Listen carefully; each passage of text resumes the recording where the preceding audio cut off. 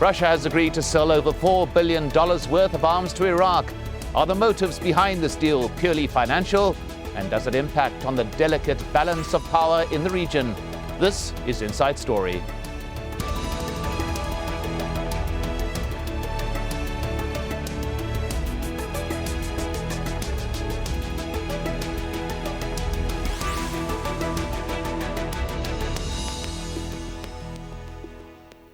Hello and welcome to the program. I'm Mike Hanna. Russia is taking ties with Iraq to a new level as it hosts Iraqi Prime Minister Nouri al-Maliki for the first time in almost 4 years and has just concluded a huge arms deal that is potentially worth as much as $5 billion. This makes Russia Iraq's biggest supplier of weapons after the United States. During his 3-day visit, Maliki is also expected to discuss the worsening crisis in Syria. Some see both Baghdad and Moscow as helping to prop up President Bashar al-Assad by strongly opposing outside intervention in the crisis. Iraq has echoed Russia's call for a political solution to the conflict, and both countries reject any move aimed at regime change in Syria. Well, the Iraqi Prime Minister Nouri al-Maliki defends Iraq's right to buy arms from any source it chooses. He said, "As far as our arms purchasing policies are concerned, we do not ask for anyone's advice first. We do not intend to play the role of being someone's monopoly interests. We have good relations with the United States and Iran. We do not want to live surrounded by constant conflict." He continues, "We buy weapons based on the needs that we feel we have." Iraq has now become the second largest importer of Russian arms after India. And in turn, after the US, Russia is the world's largest arms exporter. It supplies weaponry to 55 countries. Its total exports this year worth $13.5 billion. That's 19% of the annual arms trade. Syria has been the largest importer of Russian arms in the Middle East. Its arms imports increased 600% between 2007 and 2011, with Russia supplying 78% of these. Russia has also become the main provider of arms to Iran, which has imported over $500 million of arms in the last 3 years, despite being the target of an arms embargo. So what's behind Iraq's arms deal with Russia? To answer this question, we're joined by our 3 guests. In London, Sabah Al-Mokhtar, the president of the Arab Lawyers Association in the UK. In Washington, D.C., George Benitez, director of the NATO Source blog at the Atlantic Council and a senior fellow in the Brent Scowcroft Center on International Security. And in Moscow, we have Dmitry Babich, a political analyst for the radio station Voice of Russia. Welcome to you all. Let's begin with Sabah Al-Mokhtar. Is there any significance in the timing of this deal? I don't think so. This is a repeat performance. This is the attitude of the US. If one looks at the last half of last century, the Americans wouldn't sell weapons to the various Arab countries, except some of the countries. So all of them have gone to Russia or the Soviet Union at the time. It's a repeat performance. At the present moment, the USA does not trust the regime in Iraq. However, they have no choice other than Maliki to be the bedfellow. They don't give them the arms. They don't have sufficient ability to defend themselves. Even the airplanes which were being sold are taking their time to deliver. So I think it's just a normal process. I don't think there is anything untoward in this instance. There are political implications. There are financial, both to the US, UK, the US, Russia, and Iraq. In the 3 camps, there are all these factors. Well, we'll get into those factors as the show goes on, but let's go to Dmitry Babich in Moscow. Your initial reaction and that question of timing, is this just business as usual? I think it's just business. I think that few people in Moscow expected that things would go so swiftly. But in general, I agree with our previous guest that it's a normal situation. Russia also has its own problems. There is an unofficial ban on Russian arms sales to NATO members. This is one of the reasons why Russia was opposed to NATO expansion. We were losing our traditional clients on the international weapons markets. So the Arab countries are our traditional clients, and there is no reason why Russia wouldn't sell weapons to Iraq. I wouldn't see any politics behind it. I think it's just money, because Iraq is an Arab state like any other right now, and I think Russia has purely commercial interest there. Well, George Benitez in Washington, D.C., what's your view? I think the timing is expected because for months before, the Iraqi defense minister had traveled to Moscow and had been negotiating these deals. Although this seems like a sizable deal, I think it's important to remember that, as you stated earlier, that the United States remains the main arms supplier to the Iraqi government. As my colleagues also mentioned, there has been a decades-long security relationship between Moscow and Baghdad. So most of the equipment that is in Iraq is Russian equipment, Russian weapon systems. So it seems natural and it makes sense for the Iraqi government to buy replacement parts and interoperability, new equipment that is compatible with the Russian equipment. I would also add another point that the Russian weapon military systems will probably be cheaper than the U.S. and Western alternatives. Well, it is very strange, though, after those years of U.S. occupation where they did stockpile and build up a military stockpile within Iraq, that Iraq is now going back to an old supplier, a primary supplier from a previous generation, the country that supplied the Saddam Hussein regime. Saab al-Mukhtar, do you find this a strange situation in a way, despite what we are hearing, that it's business as usual, but the very size of this deal appears to imply more than just another transaction, does it not? Oh, definitely. It's much more than that. We have the situation in Syria. As far as Russia is concerned, they want to have this chain east-west, that's Iran, Iraq, and Syria, if the regime stays there, to try and make a partition between Turkey, who's trying to get influence, and the southern part that is with the Gulf region. So there is a very important element here in that instance. The second part, I think, as far as Russia is concerned, they want to have a replacement to the regime in Syria if that one goes. They want an ally. Thirdly, it is consistent with the policies of supporting the regime in Syria, despite the fact that Maliki tries to de-Ba'athify Iraqis, dealing with the Iraqis as what's called the Ijtithaf, yet he is supporting the Ba'ath Party in Syria.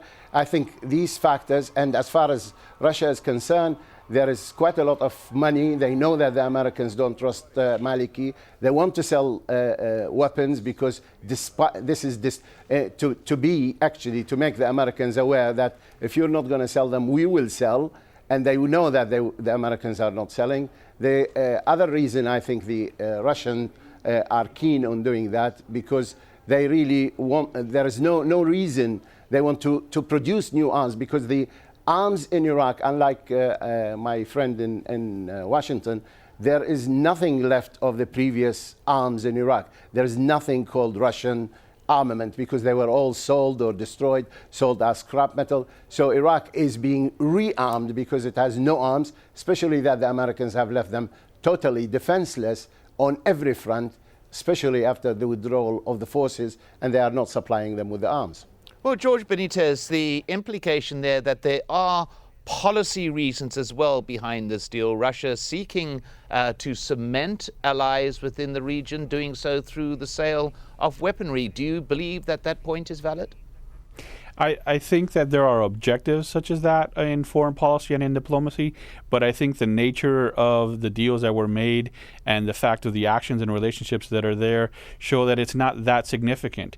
The United States has not allowed the Iraqi government to lack arms. As we just stated before, the U.S. remains the main arms supplier to the Iraqi government. And it is not incompatible to have Russian and U.S. and Western weapons in the same state. If we look at the situation in Afghanistan, there it's a very similar case, because their military had a lot of Russian equipment, and so the United States remains, because of their security assets and as a security ally to the Afghanistan government. The United States remains the main weapons supplier there, but yet they also helped negotiate a deal with Moscow between Russia and Afghanistan so that Russia could sell helicopter parts and other replacement and very expensive equipment to maintain the fleet of the equipment that the Afghanistan has. So I think we're seeing a similar arrangement being done in Iraq to make use of the Russian equipment that's already there, and it's more cost effective. Taking all these points being made, Dmitry Babich, in Moscow, still it would seem, though, that Russia has a real strategic interest in the region, using whatever means it can to cement or further cement these ties that it would regard as important to its national interest. Is this not the case? I'm not sure Russia goes so far in its plans. I don't think anyone can expect Iraq, after the American invasion and after so many years of occupation, to be a Russian ally. But Russia wants its companies, which had been operating in Iraq for many years, including Russian oil companies. Russia wants these companies to be back and to share the Iraqi market with other companies of other countries. That's what our president, Vladimir Putin, recently said.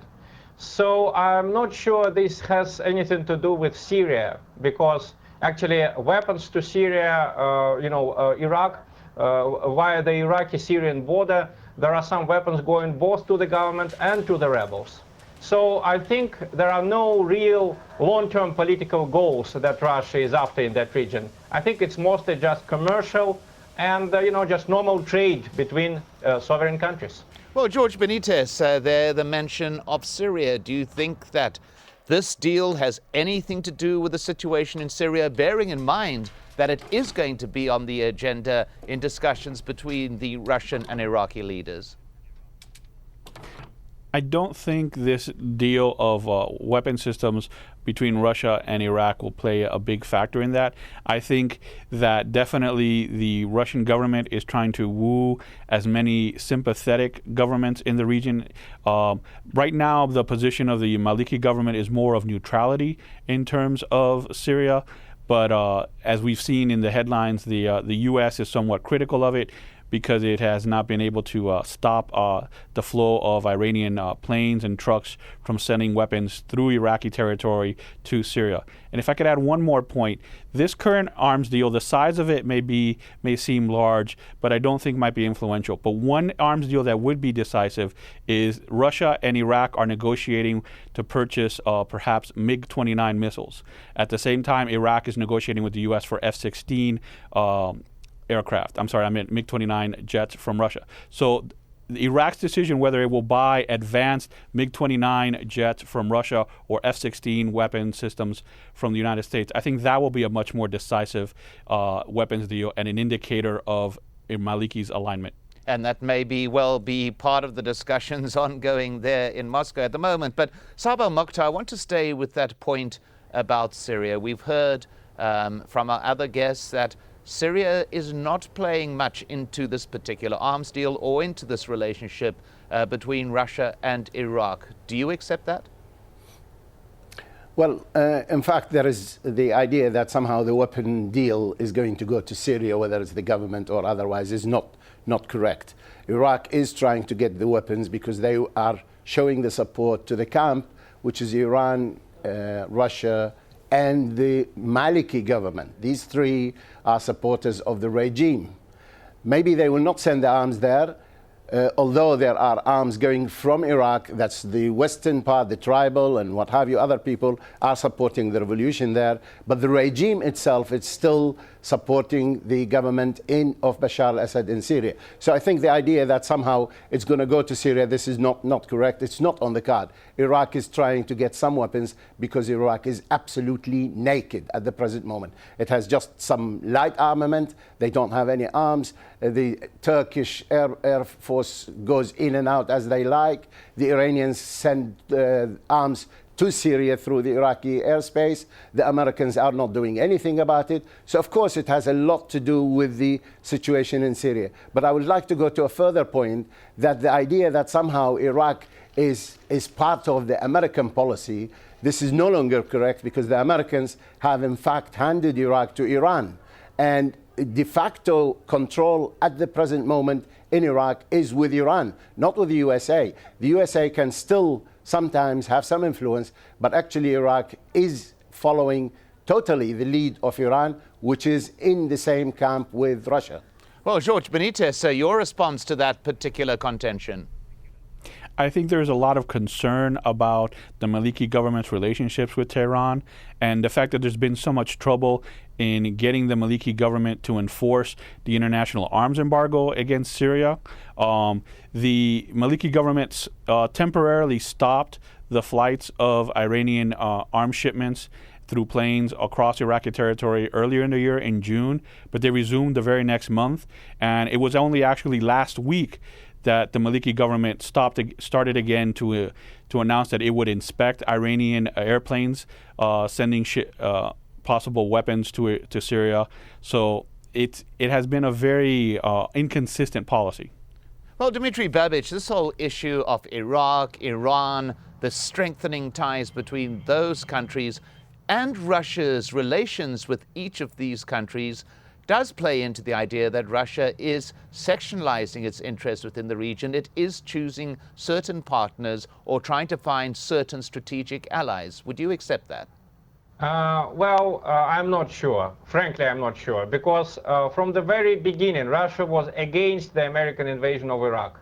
Russia was against the collapse of the Syrian state that we're seeing in the process right now. Russia is an ultimate conservative in that region. And it was not Russia's fault that the region is in the movement. I'm not sure it's a movement to a better future. And what we hear from our guests shows that, in fact, Americans, by their aggressive actions, they didn't achieve any of their goals. If Iraq is indeed under the Iranian influence, then it's a tragedy. And it's the exact opposite of what the American politicians tried to achieve there in 2003 when they started the invasion. Well, George Benitez, we heard there the phrase that Russia is a conservative in the region. What's your view of that particular definition? Well, I wouldn't phrase it as conservative. I think it may be more accurate to describe Russia as a status quo power, particularly in the case of Syria. Russia has such a long-standing relationship with the Assad regime that they're very vested in the perpetuation and success of the Assad regime. But I think that it is pretty clear that the Arab awakening that is happening in Syria and all across the Middle East is an indigenous movement. It's a grassroots movement. It is the Arab people that are rising up and demanding freedoms.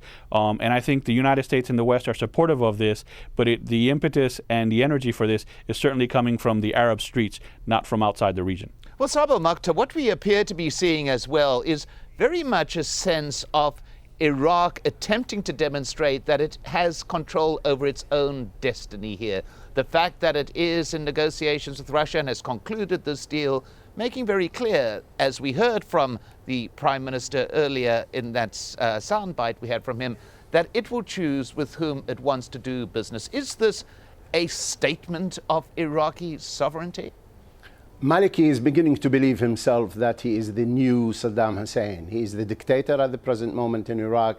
He is trying to show that he has the control of the country, although he doesn't.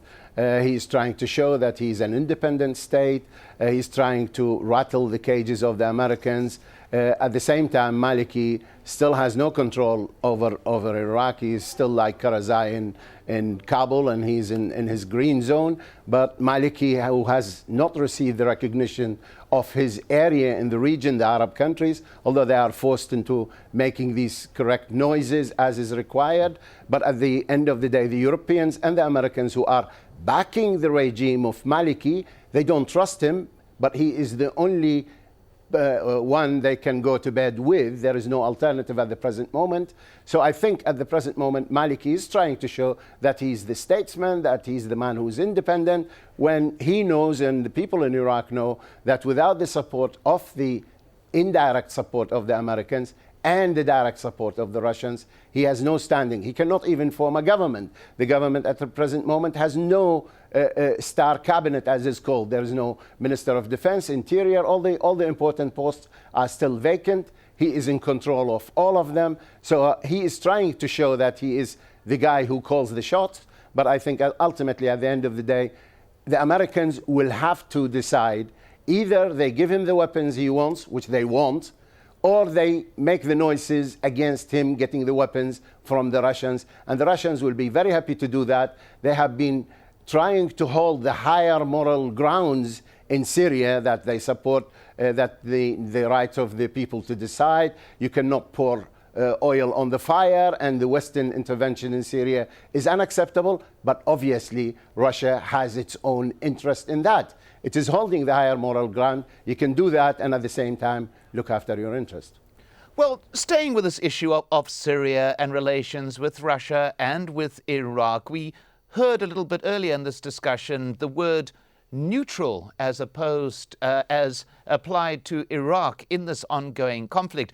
And yet there are reports that Iraq has just concluded an oil deal, a fuel oil deal with Syria, 750,000 tons over a year, renewable on an annual contract. Not a significant amount, but George Benitez in Washington, this does appear to indicate that there is not a neutrality here, certainly from the Iraqi side and possibly from the Russian. I agree. I think the Maliki government is officially trying to present itself as neutral, but through its actions, it is showing that it's not neutral and that it is in fact favoring the Assad regime in Damascus. In addition to this energy deal that you just mentioned, we also have the question of their inability to stop the shipment of Iranian arms through Iraqi territory to Syria. So if the Maliki government and Iraq wanted to be truly neutral, there are steps they could be taking that they are not. So, as you pointed out, their neutrality, although official, is questionable. Dmitry Babich, your view of that, and particularly the view of Russian neutrality in this conflict? As for Iraq, I think it's quite natural that Shia Muslims are indeed the most influential group in Iraq, because they are a majority there. And obviously, Shia Muslims are not very happy about a perspective of Sunni radicals coming to power in Syria. So it's a reflection of some kind of democracy or a semblance of democracy and elections that the Americans have installed in Iraq. I think it's quite natural that this state is not quite indifferent to what's going on in Syria. As for Russia, I think that, as our previous speaker said, Russia is a status quo power. Why? Because status quo means less loss of life, and it means stability. Stability is something that this region now needs most of all.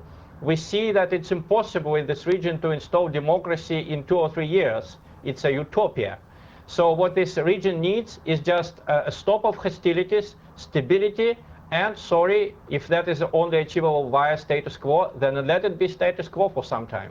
Well, George Benitez, that word there, stability, do you believe that deals like this arms one that have just been concluded contribute to the stability in the region as Russia would have so?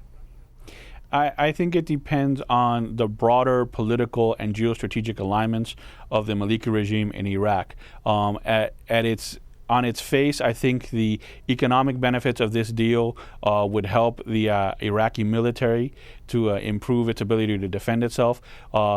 As was pointed out by one of our other guests, there are serious problems with the Iraqi military defending its borders, enforcing its borders, which are important, particularly for the sake of preventing Iranian arms shipments from going to Syria, but also to protect the security and safety of the Iraqi people. So I think this deal with Russia could be good so long as it's kept in proportional in terms of Iraq's long-term interests.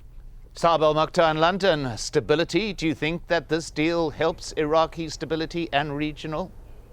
I don't think so. I don't think it has any effect on that one. It tries to strengthen Maliki's hold on power, but I don't think it affects the stability. And unfortunately, I worry now when I hear the Russian foreign policy is falling into the trap, which the West has been in it for years, and now it seems to have got out of it. This business of Shia and Sunni, this is a fiction which was created for whatever reason. The Russians seem to have a fixation on that.